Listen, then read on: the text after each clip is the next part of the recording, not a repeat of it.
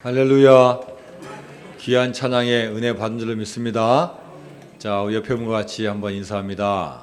사명을 회복합시다. 한 번 더 인사합니다. 사명으로 삽시다.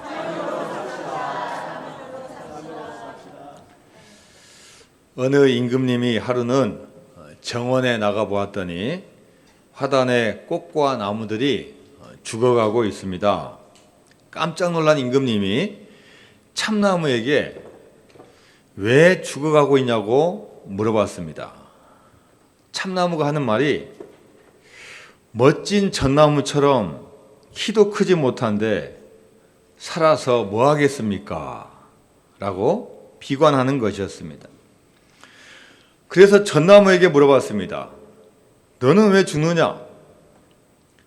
포도나무처럼 좋은 열매도 못 맺으니 죽는 것이 낫지 않겠어요? 이번에는 포도나무에게 물어봤습니다. 너는 왜 이렇게 죽어가냐? 장미처럼 꽃도 못 피우니 살 필요가 없어요. 죽어가는 것들은 주인의 뜻을 모르고 다른 것과 비교해서 점점 더 초라해지고 있습니다. 자, 그런데 그 정원에 볼품이 없는 이 제비꽃은 생생하게 살아 있습니다. 그래서 임금님이 놀라서 제비꽃에게 물어봤어요. 야, 너는 왜 이렇게 힘있게 살아 있느냐? 그러자 제비꽃이 대답합니다.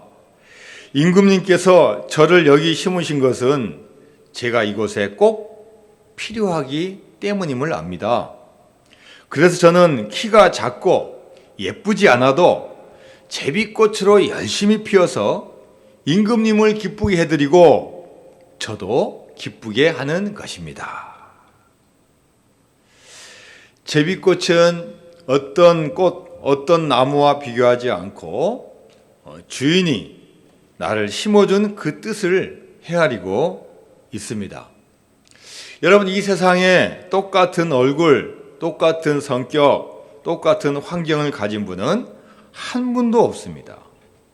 하나님이 이 세상에 보내신 고유하고 유일하고 단 하나밖에 없는 존재가 바로 저와 여러분이기 때문입니다. 누가복음 5장에 보면은 베드로가 예수님을 만나고 제자가 되는 유명한 장면이 나옵니다. 베드로는 고기를 잡는 프로, 직업을 하는 전문가였는데 밤새 고기를 잡아도 한 마리도 못 잡습니다. 자, 그런데 오히려 그런 안타까움과 그 좌절과 그 허탕이 오히려 그의 삶에 새로운 도약을 가져옵니다.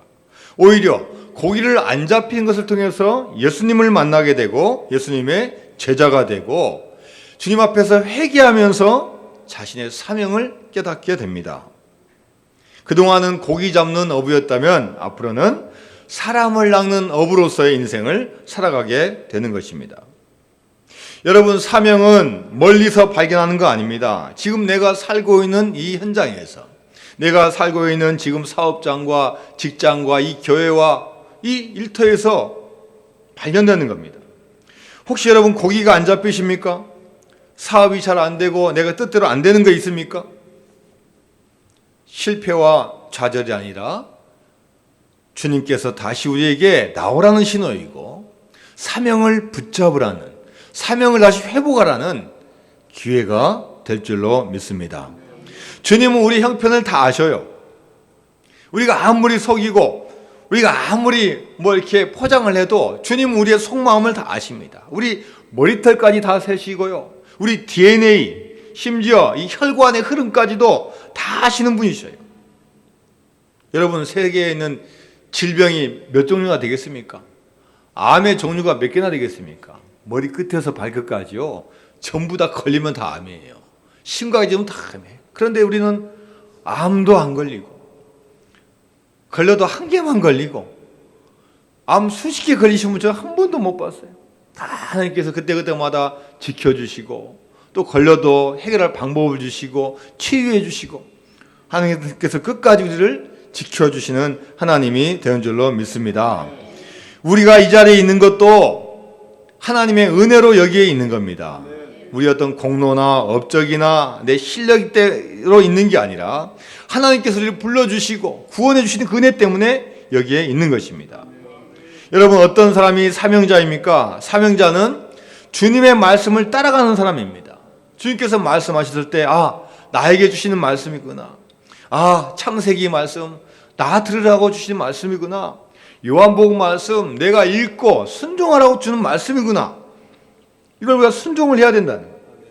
깊은 데로 가서 그물을 내려 고기를 잡으라 했을 때 여러분 같았으면 여러분 순종하겠습니까? 하루 종일 밤새도록 이제 다 끝나고 피곤해서 이제는 다 그물을 다 이제 걷어가지고 이제 씻고 이제 정리하는데 또 여러분 던지라는데 여러분 누가 던지겠습니까? 그런데 주님의 말씀이기 때문에, 주님의 명령이기 때문에 베드로가 순종할 때 놀라운 역사가 일어나게 되는 것입니다. 누가복음 5장 5절 말씀입니다. 시작. 시몬이 대답하여 이르되 선생님, 우리들이 밤이 새도록 수고하였을 때 잡은 것이 없지만 말씀에 의지하여 내가 그물을 내리리이다 하고. 뭐에 의지했습니까? 뭐예요? 말씀에 의지하여, 주님 주시는 말씀에 의지하여 순종했다는 거예요. 그래서 여러분, 우리는 하나님의 말씀에 순종해야 됩니다. 어떤 가정에서 큰아들과 둘째 아들이 싸웁니다. 아버지가 그 모습을 보고 얘들아, 싸우지 마라. 사랑하는 아들들아, 싸우지 마라. 자, 그러면은 두 아들이 아버지의 말 듣고 조금 안 맞아도, 조금 문제가 있어도 야, 다음에 싸우자. 그래, 아버지 앞에서 싸우지 말자. 이렇게 해야 되는데 아들이 이야기합니다. 아버지는 빠지세요. 이것은 우리들의 일입니다. 왜 아버지가 상관합니까? 아버지 신경 쓰지 마세요. 자, 여러분 어떻습니까? 이 가정이 축복받고 아주 좋은 가정입니까? 아니면 세상 말로 하는 콩가루 집안입니까?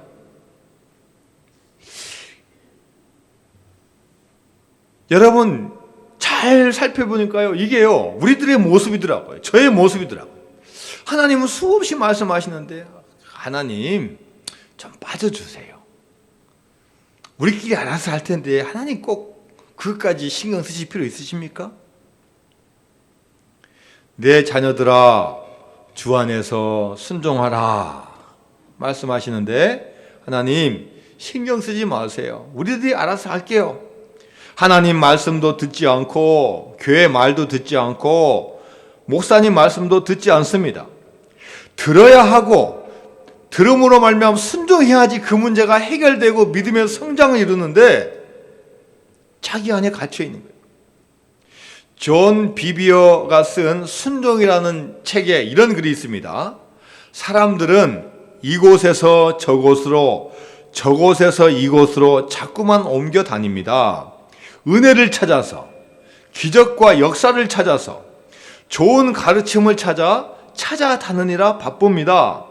하지만 그들은 잘하지 않습니다. 성장하지 않습니다. 아는 것은 많고 지식은 늘지만 성장은 없습니다. 이렇게 이분이 이야기했습니다. 여러분, 좋은 곳, 편한 생각, 나에 맞는 생각 찾아다닌다고, 많이 배운다고 우리가 믿음의 성숙자가 되는 게 아니라는 거예요. 오히려 한 군데 나에게 맡겨준 사업장, 나에게 맡겨준 직장, 나에게 맡겨준 가정, 나에게 맡겨준 이웃, 나에게 맡겨진 교회, 이 한 군데에 잘 심겨져야 된다는 거예요. 시편 92편 13절 말씀입니다. 시편 92편 13절 말씀입니다. 시작. 이는 여호와의 집에 심겼음이여 우리 하나님의 뜰 안에서 번성하리로다. 할렐루야. 어디에 심겨졌다고요? 여호와의 집에 심겨졌음이여 우리가 하나님의 뜰 안에서 번성하리로다. 하나님의 심긴 자들은요, 번성한다는 거예요. 그게 상가 교회든 천막 교회든 큰 교회든 작은 교회든 하나님의 교회 안에 잘 심겨져 갖고 뿌리를 내리는 사람이 번성하고 성장한다는 거예요. 여러분, 나무를 한번 옮겨 심어 보십시오. 참 조심스럽게 잘 심어야 돼요.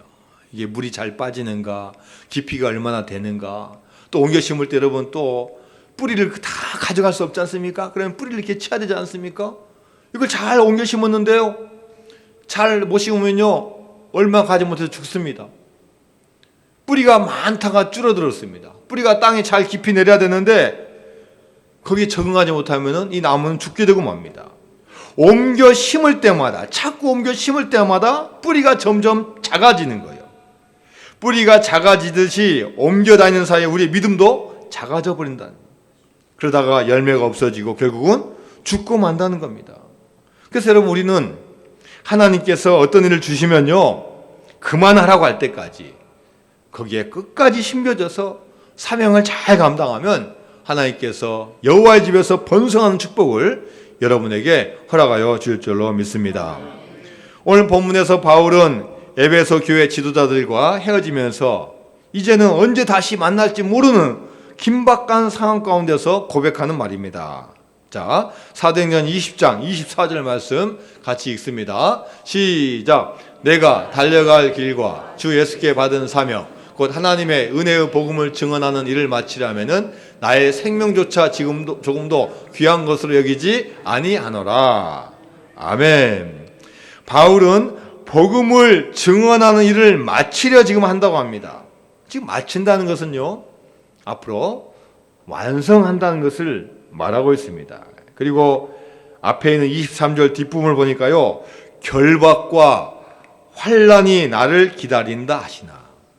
지금 사도 바울이 가는 그 길은요, 꽃길이 아닙니다. 야, 형통하고 면류관이 놓여있고 당장에 누가 축복해주고 박수 쳐주는 그 길이 아닙니다.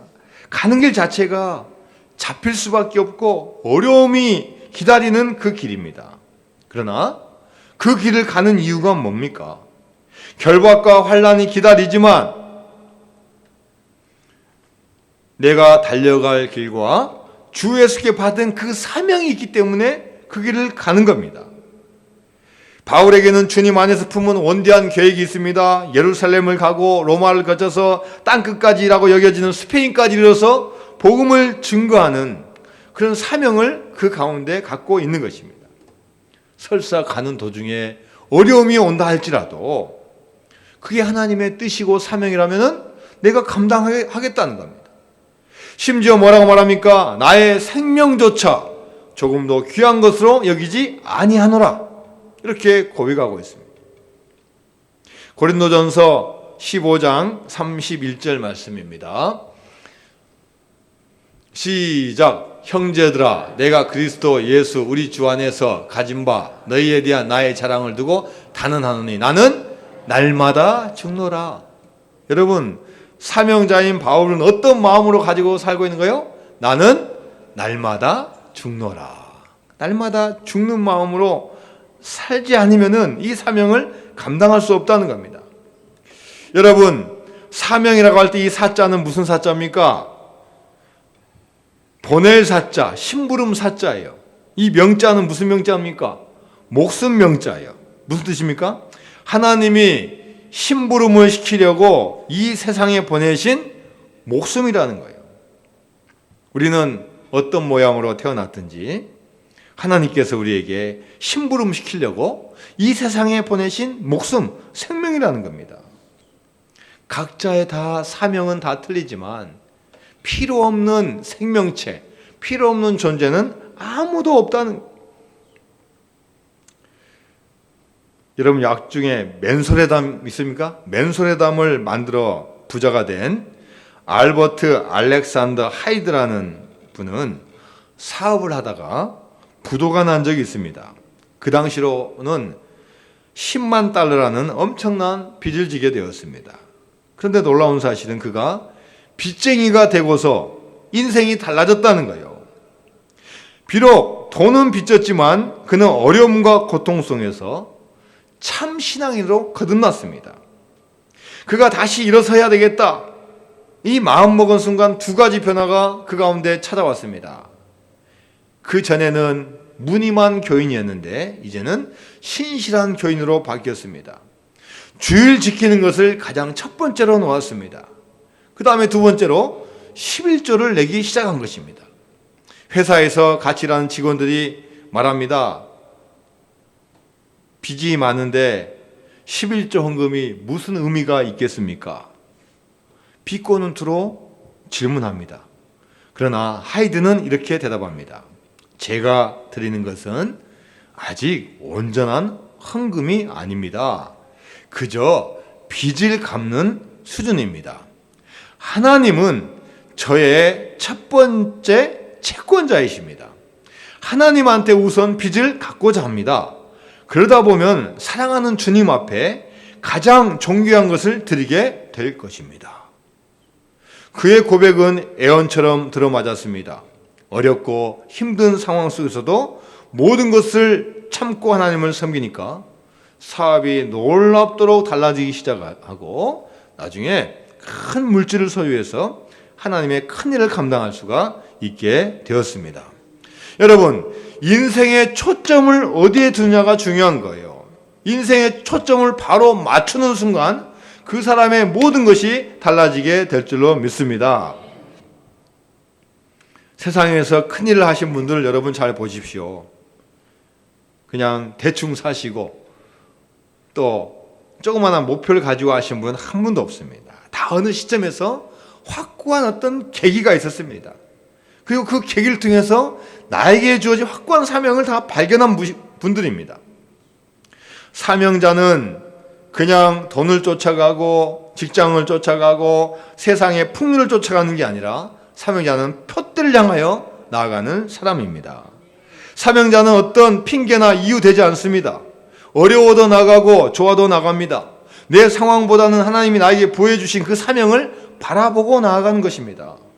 바울은 예수님이 자신을 불러주시고 자기에게 맡겨주신 그 사명을 향하여 달려갑니다. 이방인의 사도로 이방인들에게 복음을 전하는 그 사명을 가지고 끝까지 그 사명을 감당하게 되는 것입니다. 디모데후서 4장 6절에서 8절까지 말씀입니다. 시작. 전제와 같이 내가 벌써 부어지고 나의 떠날 시각이 가까웠도다. 나는 선한 싸움을 싸우고 나의 달려갈 길을 마치고 믿음을 지켰으니 이제후로는 나를 위하여 의의 면류관이 예비되었으므로 주 곧 의로우신 재판장이 그날이 내게 주실 것이며 내게만 아니라 주의 나타나심을 사모하는 모든 자에게 도니라. 할렐루야. 죽음을 앞에 두고 천국 가는 순간을 앞에 두고도 내가 달려갈 길을 다 마치고 믿음을 지켰으니 하늘에서 의의 면류관이 예비되었으므로 재판장께서 나에게 상급을 주실 것이라는 확고한 믿음을 가지고 나아가는 것입니다. 선한 싸움 다 싸우고 의의 면류관 받았으리라. 선한 싸움 다 싸우고 의의 면류관 예루살렘 성에서. 할렐루야. 유관순 열사가 친구들과 기차를 타고 가면서 친구들에게 물어봅니다. 야, 기차 소리가 어떻게 들려? 친구들이 대답합니다. 칙칙 퍽퍽. 유관순 누나가 이야기했습니다. 내 귀에는 대한 독립으로 들려. 몇 년 전 타임지가 미국을 움직이는 가장 영향력 있는 100명을 선정했는데요. 그 중에 1위는 부자도 아니고 어떤 대통령도 아니고 흑인 여성 오프라 윈프리라는 여성 토크 진행자가 1위였습니다. 자, 그녀가 진행하는 프로그램 시청자는 대략 1,000만 명이 넘는다고 합니다. 그녀 말 한마디 한마디에 시청자들이 영향을 받습니다. 그녀가 만약 가난한 고아원에 가서 그것에 도움이 필요합니다, 이 말 한마디 10초만 이야기하면요, 그 다음날 수십억의 기부금이 들어옵니다.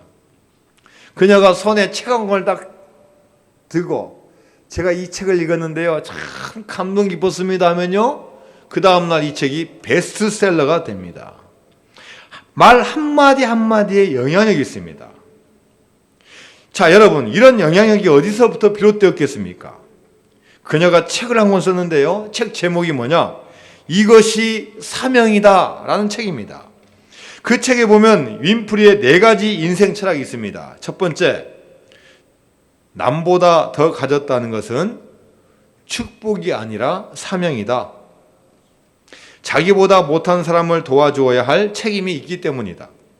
둘째, 남보다 아파하는 것이 있다면 그것은 고통이 아니라 사명이다. 아파본 사람만이 아픔을 겪는 사람을 도울 수 있기 때문이다. 셋째, 남보다 설레는 꿈이 있다면 그것은 공상이 아니라 사명이다. 그 꿈을 이룸으로써 이웃을 위해 봉사할 수 있기 때문이다. 넷째, 남보다 부담되는 어떤 것이 있다면 그것은 사명이다. 사명을 다하지 못해서 오는 부담 때문에 그것을 피하지 말고 기꺼이 그 부담을 사명으로 여기고 감당해야 하기 때문이다.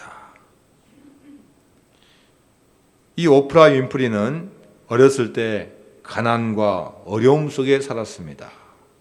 부모님이 자기가 어렸을 때 이혼하고 할머니 손에 길러졌습니다. 어렸을 때 자기도 모르게 성폭행 당하고 너무나 힘들고 어려운 삶을 살았습니다. 그러나 그 가운데는 하나님 말씀을 믿을 수 있는 믿음과 순종함이 있었습니다. 교회를 다니면서 어려운 역경을 이겨낼 수 있었습니다. 모세 이야기를 통해서 모세 같은 사람도 하나님께서 40년 나눠서 사용하시는구나. 나도 지금 힘들고 어렵지만 반드시 때가 올 거야 하면서 이 모세를 모델로 삼았다고 합니다. 내게 부유함이 있다면, 내게 아픔이 있다면, 내게 설렘이 있다면, 내게 어떤 일에 부담이 있다면 그것을 사명으로 이 여인은 받아들였습니다. 여러분, 혹시 여러분 남보다 더 많이 가지셨습니까? 내가 그것을 잘 누리고 마음껏 쓰는 게 아니라 하나님께서 남을 도우라고 내게 맡겨주신 사명인 줄로 믿습니다. 여러분, 혹시 마음에 아픔이 있고 몸에 아픔이 있고 질병을 가진 적이 있습니까? 그것은 고통이 아니라 고통당하는 사람들을 돕기 위해서 하나님께서 주셨던 사명인 줄로 믿습니다. 여러분, 혹시 어떤 설렘과 꿈이 있습니까? 그것도 나의 사명입니다. 어떤 부담감이 있습니까? 누구를 도와줘야 되겠다, 내가 교회 봉사를 더 해야 되겠다, 내가 직분을 감당해야 되겠다, 여러분 그런 부담이 있습니까? 하나님께서 나에게 주신 사명이 되는 줄로 믿습니다. 세상에 있는 모든 사람에게 주님께서는 사명을 주셨습니다. 아담과 하와에게도 사명을 주셨고, 아브라함에게도 사명을 주셨고, 노아에게도 사명을 주셨고, 요셉에게도 사명을 주셨고, 지금 이 시대에 저와 여러분에게도 사명을 주셨습니다. 이 세상에요, 사명 없는 존재는 한 분도 안 계시는 거예요. 옛날부터 우리나라에서는 잔치하면요, 뭘 잡습니까? 돼지를 잡는데요. 근데 왜 하필이면 돼지를 그렇게 많이 잡을까? 그래서 옛날에 이런 이야기가 있다고 합니다. 옛날에 잔치를 앞두고 주인이 소를 잡으려고 하니까 소가 하는 말이, 주인님, 내가 죽으면 밭을 누가 갑니까? 그 말 들어보니까 주인이 그럴싸하거든요. 그래서 주인이 개한테 갔어요. 그러니까 개가 뭐라고 했겠어요? 주인님, 제가 죽으면 집은 누가 지킵니까? 그 말 들으니까 맞거든요. 그래서 이제는 고양이한테 가서 고양이한테. 고양이가 뭐라 했겠어요? 주인님, 제가 죽으면 쥐는 누가 잡습니까? 이야, 잘하셔요. 주인이 또 그래서 닭한테 가, 닭. 닭이 뭐라 했겠어요? 주인님, 제가 죽으면 새벽에 잠을 누가 깨워주고 알은 누가 낳습니까? 이 닭도 죽일 수 없는 거예요. 그래서 이제 돼지한테 갔어요. 돼지는요, 주인 쳐다보지도 않습니다. 고개 푹 숙이고 아무 할 일도 없다는 듯이 그냥 꿀꿀거리고 있는 거예요. 그래서 주인은 할 일 없는 돼지를 잡게 되었다라는 이야기가 있습니다. 여러분, 사명이 없으면 죽는 거예요. 사명이 있는 자 하나님께서 내버려 두지 않습니다. 사명만 가지고 있다면요, 그 사명을 감당하는 사람들 끝까지 하나님께서 지켜주시고 은혜 베풀어 주시고 길을 열어줄 줄로 믿습니다.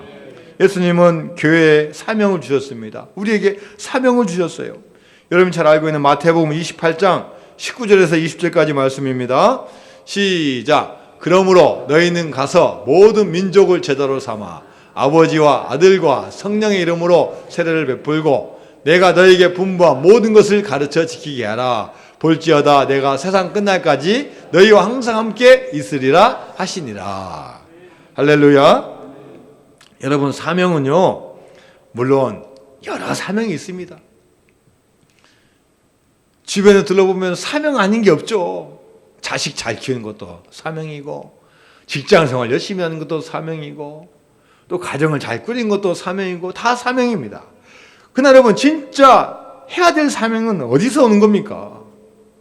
사도 바울은 내가 받은 사명은 주 예수께 받은 사명이라는 거예요. 다 사명이고 다 중요하지만 내가 생각해내고 내가 명상해내고 내가 찾아내는 게 아니라 주님께서 나에게 말씀해 주시고 깨닫게 해주시고 명령해 주시는 그 사명을 우리가 받아야 된다는 거예요. 우리 교회도 이번 주와 다음 주에 국내 선교와 해외 선교가 있습니다. 여러분, 우리보다 더 큰 교회 가서 선교를 하겠습니까? 아니면 우리보다 더 잘 믿는 그 지역에 가서 선교를 하겠습니까? 먼저 하나님께서 우리에게 은혜 주시고 구원의 역사 주시고 이렇게 귀한 교회와 교인들 주셨습니다. 크지는 않지만 하나님께서 이렇게 적당하고 아주 귀한 교회를 주셨어요. 왜 이렇게 귀한 교회와 축복을 주셨겠습니까? 우리보다 더 아직 복음을 듣지 못한 곳에 가라는 겁니다. 더 힘든 교회, 자립하지 못한 교회, 더 외로운 분들이 가서 복음을 증거하는 사명을 주셨습니다. 우리가 물질이 많고 사람이 많고 남아 돌아서 가는 게 아니라는 겁니다. 예수님은 너희는 온 천하에 다니며 만민에게 복음을 전파라고 말씀하셨습니다. 우리가 주님께 주신 은혜의 복음을 증거하는 그 사명 잘 감당해야 될 줄로 믿습니다. 여러분, 며칠 전에 우리나라 유명한 축구 선수가 한 분 왔어요. 그래서 토요일입니까 금요일입니까? 우리나라 축구 선수하고 이탈리아의 유벤투스라는 그 축구팀이 와가지고 축구 경기를 했어요. 저는 보지 못했는데 뉴스 기사를 보니까요, 그 유벤투스의 유명한 축구 선수 한 명 있어요. 누구예요? 호나우두. 이 호나우두를 보려고요, 그 경기장에 티켓을 최고 싼 게 3만 원짜리, 비싼 건 40만 원이라면 3만 원, 5만 원, 10만 원, 20만 원, 40만 원 주고 이 호나우두가 공차는 걸 보러 갔는데요, 어떻게 됐어요? 호나우두가 1분도 안 나왔대. 1분도 그냥 벤치에 앉아있고 갔대요. 그래가지고 한국 사람들이 그렇게 호나우두를 몇십 년간 흠모하고 좋아하다가 하루아침에 배신감을 느끼는 거예요. 최소한 10분이라도 떼어줘야죠. 네? 그렇게 돈 주고 불렀으면 아무리 컨디션 무슨 사정이 있겠지만 좀이라도 떼어줘야지. 이거 부응하는 거 아니겠습니까? 왜 그 돈 주고 불렀겠어요? 주님께서 저와 여러분 호나우두 같이 돈 많이 벌고 유명한 스타는 아니지만 불러주신 목적이 있습니다. 아담과 하와를 먼저 우리 조상으로 세워주신 목적이 있고, 아브라함을 보내신 목적이 있고, 요셉을 보내신 목적이 있고, 이 시대에 저와 여러분을 이곳 땅에 또 이 지역에 또 이 교회에 보내주신 목적이 있다는 겁니다. 이 사명 귀하게 여기고 이 땅에서 주님의 길을 잘 걸어가는 우리가 되어야 될 줄로 믿습니다. 선교사님 중에 장요나 선교사님이 계십니다. 이름이 요나예요. 모태신앙으로 믿음의 가정에서 자랐는데 어느덧 자기 이름을 잊어버리고 요나처럼 또 사는 자기 모습을 발견합니다. 세상이 주는 쾌락에 취해서 하나님을 잊고 삽니다. 1980년대 중반까지 대기업 기획실장으로 일하고 그 이후에 건설회사와 광고회사를 경영하다가 갑자기 쓰러졌어요. 원인을 알 수 없습니다. 10개월 동안 식물인간으로 그냥 누워 있습니다. 그때 하나님은 절망에 빠진 그를 찾아오십니다. 그가 의식이 있을 때 자기 어린 아들이 끓는 사골 국물에 빠져 화상을 입고 치유가 불가능하다는 진단을 받았을 때 하나님, 아들 생명 건져주시면 주의 종이 되겠습니다 라고 서원했던 그 기억을 떠올리는 겁니다. 방탕하게 살았던 지난날을 회개하고 주의 종으로 헌신하겠다고 기도합니다. 그러니까 신기합니다. 원인도 알 수 없었던 그 마비 증세가 갑자기 사라지고 몸이 서서히 회복되기 시작합니다. 하나님의 음성을 듣고 회복되어서 1990년도 베트남 선교사로 갑니다. 그가 베트남, 한국의 최초의 선교사라고 합니다. 가서 선교하면서 감옥에 갇히기도 하고 또 많은 역경과 싸웁니다. 8년 후에 비라카미 선교를 만듭니다. 영어의 앞자를 따서 비라카미, 베트남, 라오스, 캄보디아, 미얀마 이 네 나라를 품고 기도하고 준비합니다. 감옥도 가고 한쪽 눈도 실명되고 수년 전부터 척추가 굳어지는 강직성 척추염을 앓고 있습니다. 그런데 그는 30년이 지난 지금 현재까지 교회를 276개를 세웠고 병원을 16개를 세웠고 2개의 초등학교와 중학교를 설립하고 지금 나이가 76세이신데 지금도 베트남에서 열심히 선교 사역을 감당하고 있습니다. 이분이 얼마 전 신문에 보니까 이렇게 고백합니다. 하나님은 저에게 실명한 한쪽 눈과 굳은 목뼈에 가시를 주셨습니다. 고난을 통하여 한센병의 고통을 알게 하셨고 지체 부자유자를 돌보라는 사명을 주셨습니다. 어떠한 고난을 당해도 거룩한 꿈을 갖고 시험을 통과하면 더 큰 축복을 주시는 하나님이심을 깨닫게 되었습니다. 저는 오늘도 지팡이를 짚고 주님과 함께 장차 이르게 될 멀리 배는 시온성을 바라보면서 지구본 위를 달리고 있습니다. 할렐루야. 여러분, 우리는 하나님께서 이 땅에 보내신 사명자입니다. 우리가 예전에 사명을 받았는데 혹시 사명의 길을 가지 못하고 있다면 사명을 회복하는 여러분이 되어야 될 줄로 믿습니다. 또 우리가 사명자의 길을 걸어가고 있다면 더욱더 힘을 내어서 나의 달려갈 길과 주 예수께 받은 사명을 붙잡고 승리하는 여러분 되시기를 주님의 이름으로 축원드립니다. 하나님 아버지 감사드립니다. 저희들 사명자로 불러주시고 크거나 작거나 이 길 걷게 해주심을 너무나 감사드립니다. 고난도 사명 가운데 있는 거고 축복도 사명 가운데 있습니다. 사명의 길을 걸어갈 때 이 모든 것이 합력하여 선을 이루게 될 줄로 믿습니다. 이 사명 잘 걸어가서 축복받는 우리 모든 성도가 될 수 있도록 축복 내려 주옵소서. 예수님의 이름으로 기도드리옵나이다. 아멘.